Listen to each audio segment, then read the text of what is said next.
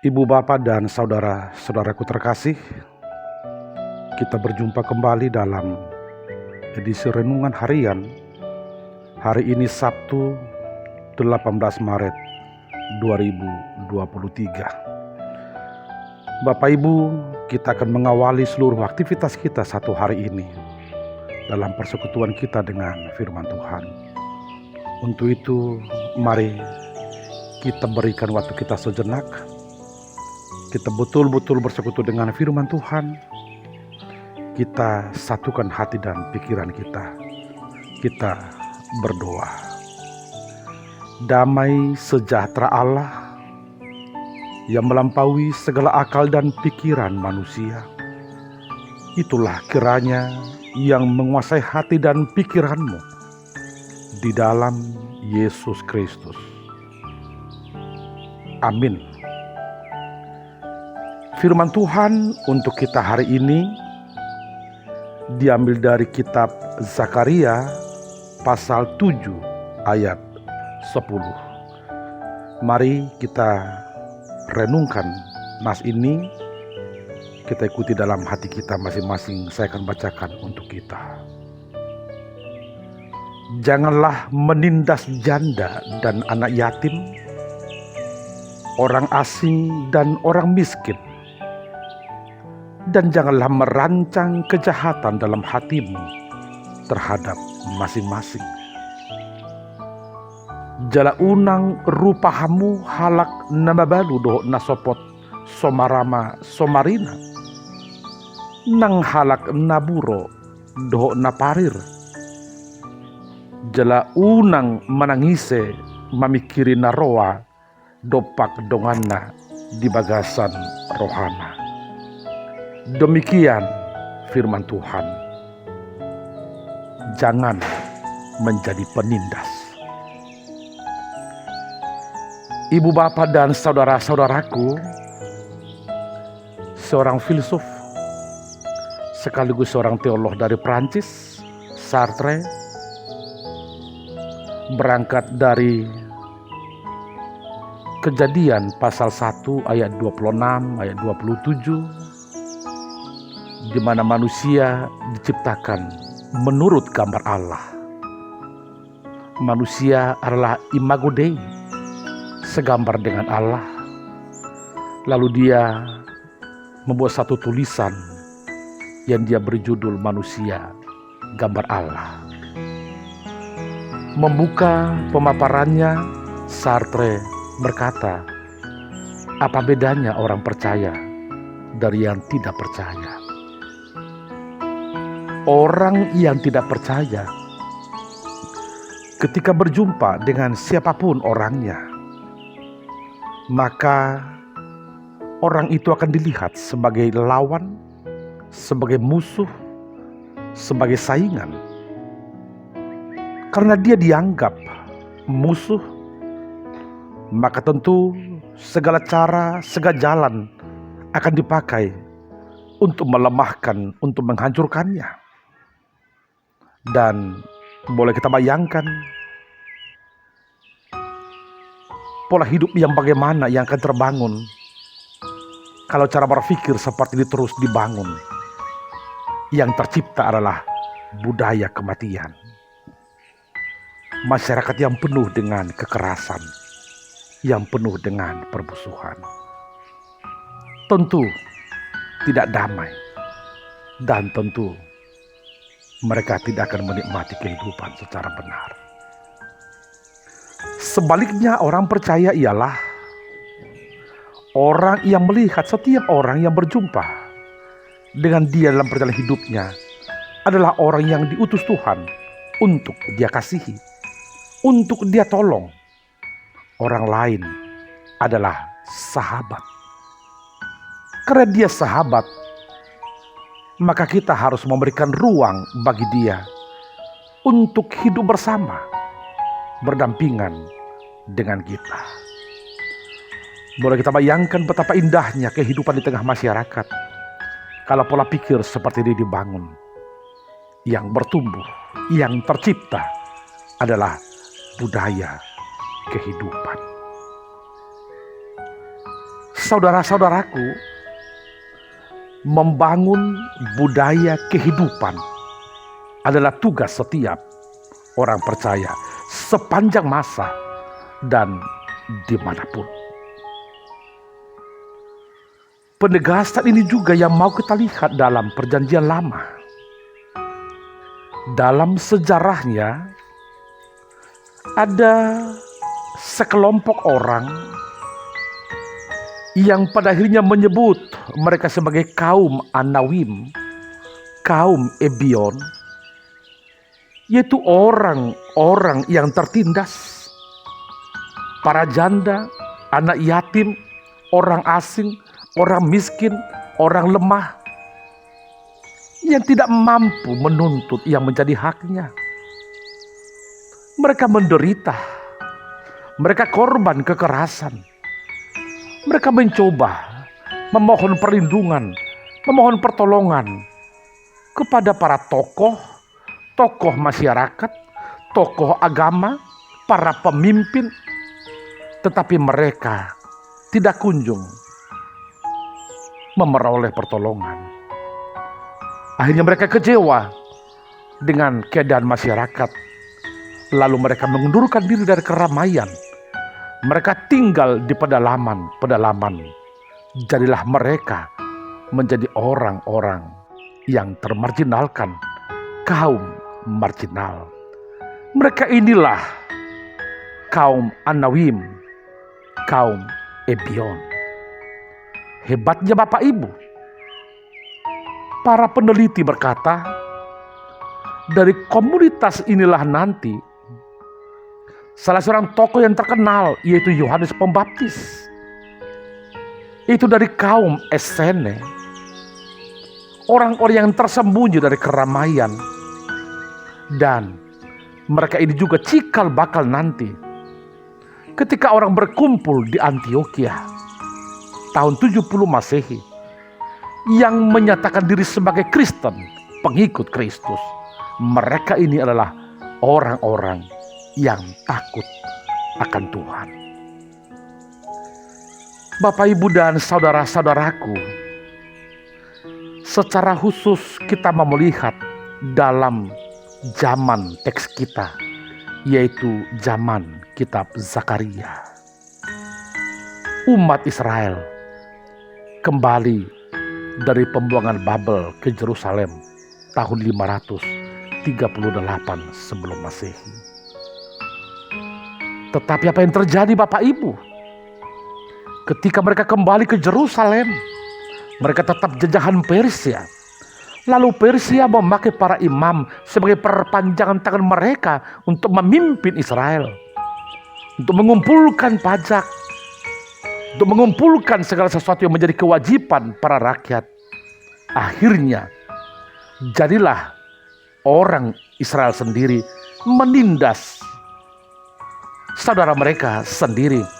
Dan yang paling korban, yang paling menderita adalah orang-orang kecil, orang-orang papa, orang-orang kaum termarginalkan ini, yang akhirnya menjadi sapi perahan, menjadi buruh kasar yang bekerja, dan hasilnya lebih banyak untuk penjajah melalui para imam.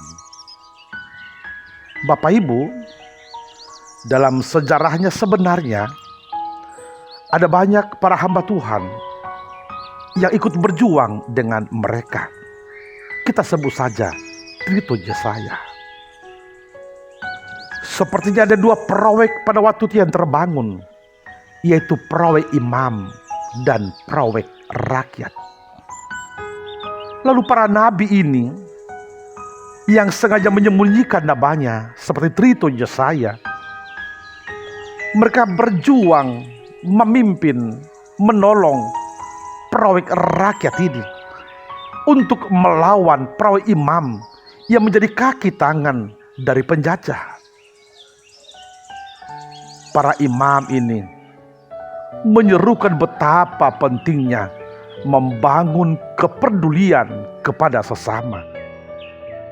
Hidup ini tidak sebatas teori, rumusan kata-kata, rumusan dogma atau ajaran, tetapi harus diwujudkan dalam kehidupan sehari-hari. Saudara-saudaraku yang terkasih, dalam keadaan seperti itulah nas kita ini dikumandangkan oleh Zakaria, salah seorang nabi yang melayani, yang hidup bekerja di zaman sesudah pembuangan. Zakaria berkata kepada umat Israel, dan barangkali penegasan ini, seruan ini lebih banyak kepada para imam, para tokoh yang menjadi alat penjajah, menjadi penindas bagi saudaranya pada waktu itu. Zakaria berkata, janganlah menindas janda dan anak yatim, orang asing dan orang miskin. Mengapa ditujukan kepada orang-orang ini, janda, yatim, orang asing dan orang miskin? Secara umum mereka ini adalah orang-orang yang tidak berdaya, orang-orang kecil, orang-orang yang tertindas, orang-orang yang korban sistem yang sengaja dibuat hingga mereka tidak bisa keluar dari sistem itu. Mereka sangat menderita. Tetapi lebih dalam lagi Bapak Ibu, mengapa mereka sangat menderita? Karena ada sistem yang kenyataannya membelenggu mereka. Para janda, anak yatim, orang asing, mereka ini boleh terancam tidak punya tanah, tidak lagi memiliki tanah. Para janda, mereka sudah kehilangan suami, di mana Israel pada waktu itu patrilineal, di mana garis keturunan yang mereka anut ialah garis keturunan ayah, garis keturunan bapa. Kekhawatiran mereka ialah ketika mereka sudah kehilangan seorang figur suami, figur seorang bapa, maka boleh juga terancam tidak memiliki tanah. Begitu juga dengan anak yatim. Mereka sudah kehilangan orang tuanya yang dahulu memiliki tanah yang mereka warisi. Boleh juga mereka terancam. Apalagi orang asing Bapak Ibu. Orang asing tidak berhak punya tanah di Israel.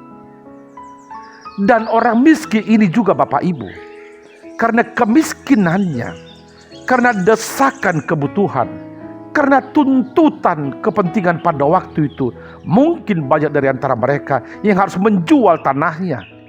Padahal tanah pada waktu itu tidak boleh dilihat secara ansih, hanya berapa harganya. Tetapi tanah adalah simbol, lambang dari identitas mereka.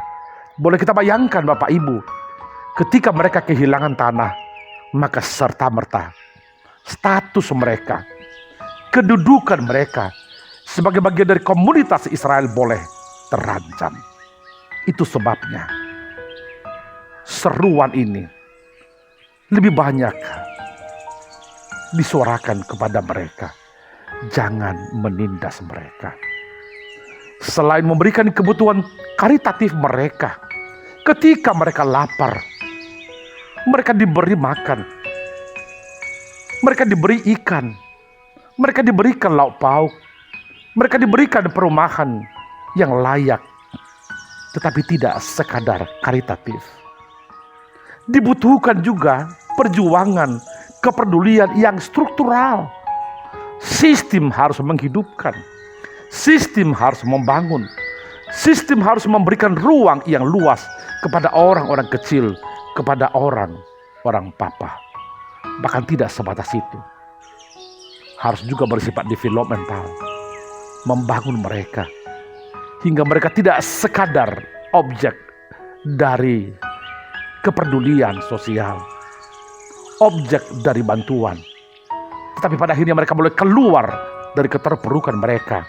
Mereka boleh mandiri, mereka boleh memperjuangkan apa yang menjadi haknya dan boleh menikmati hidup yang wajar, hidup yang layak.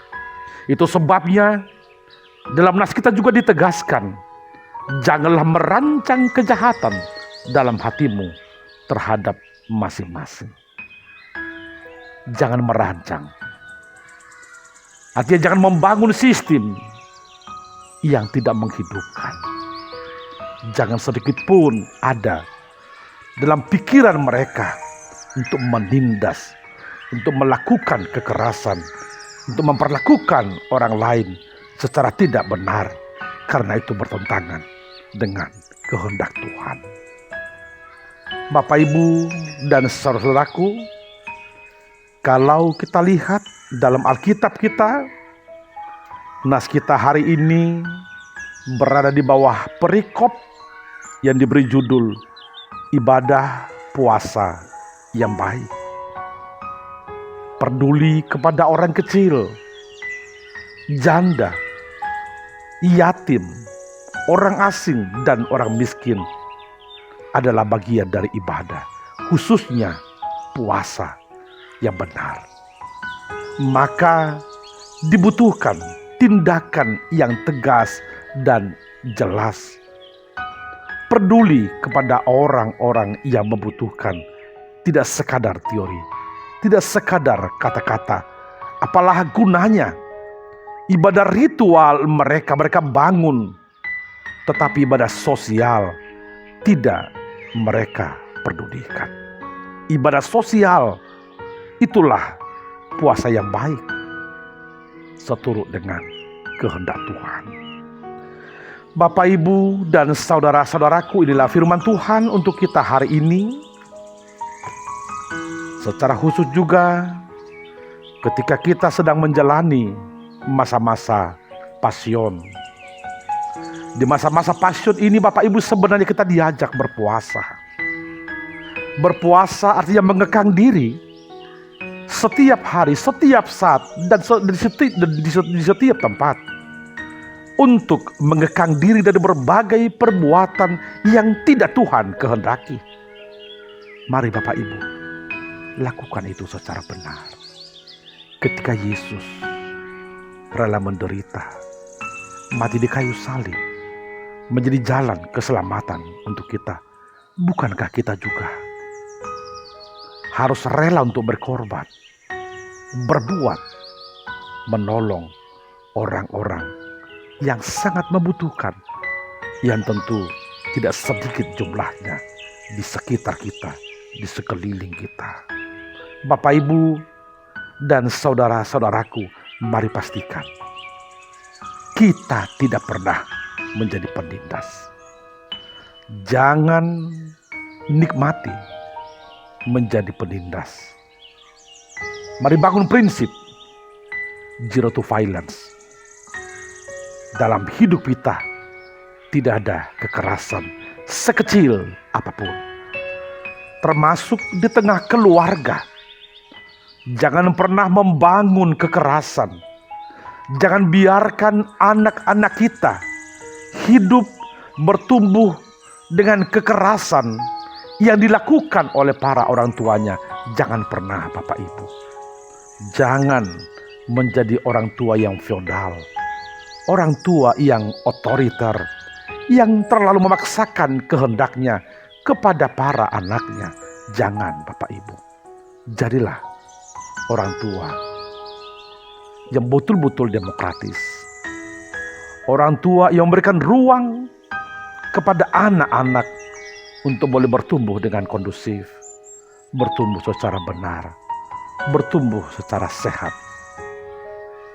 Bapak, Ibu, dan saudara-saudaraku, ini juga firman Tuhan yang menghantar kita ke minggu kita besok, 19 Maret, Minggu Letare. Di Minggu Letare, Bapak Ibu, kita diajak untuk bersuka cita. Sukacita yang sejati, yang hanya datang dari Tuhan. Bapak Ibu, marilah kita membangun sukacita yang benar, sukacita yang sejati, Sukacita sejati hanya mungkin kita bangun, mungkin kita nikmati kalau kita membangun komunitas damai untuk semua. Kita mau membangun budaya kehidupan, bukan budaya kematian. Bapak Ibu, biarlah firman ini juga hadir dalam kehidupan kita, menyapa kita hari ini. Janganlah menindas janda dan anak yatim, orang asing dan orang miskin.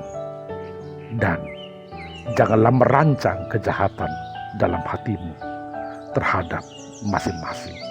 Selamat berkarya, selamat menjalani masa-masa pasion, selamat mempersiapkan diri untuk ibadah kita besok, Minggu Letare.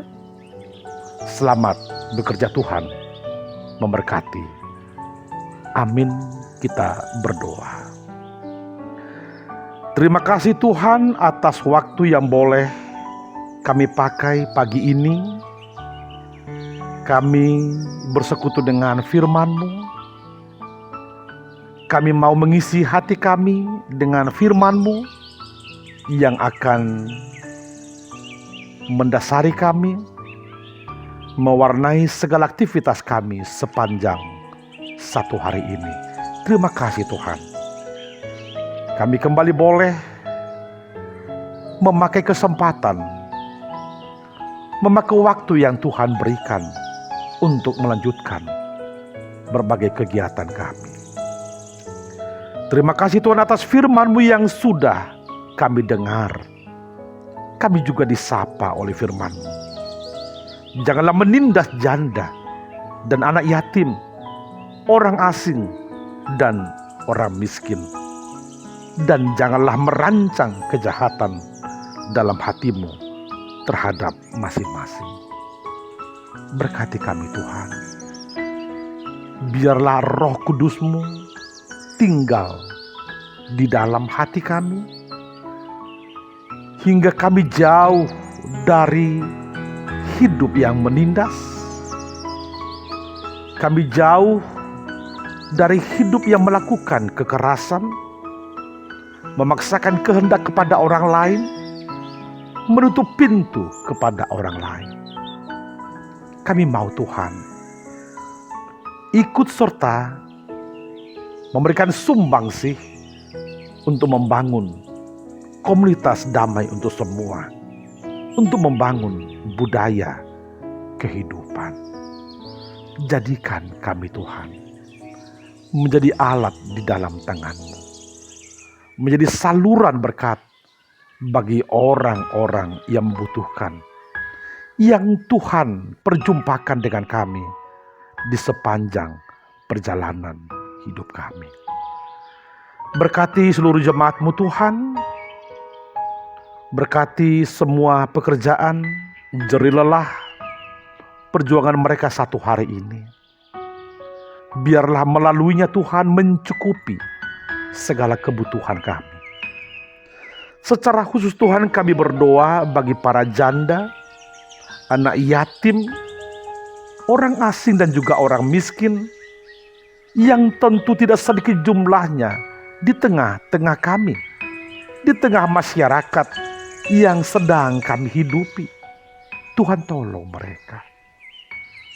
Tuhan juga memberikan mereka kekuatan, memberikan mereka kearifan, hingga mereka boleh juga menikmati hidup ini, dan pada akhirnya boleh keluar dari keterpurukan mereka, boleh mandiri, boleh menikmati hidup yang wajar sebagaimana Tuhan anugerahkan kepada kami. Berkati juga Tuhan gereja-Mu, secara khusus persiapan hari ini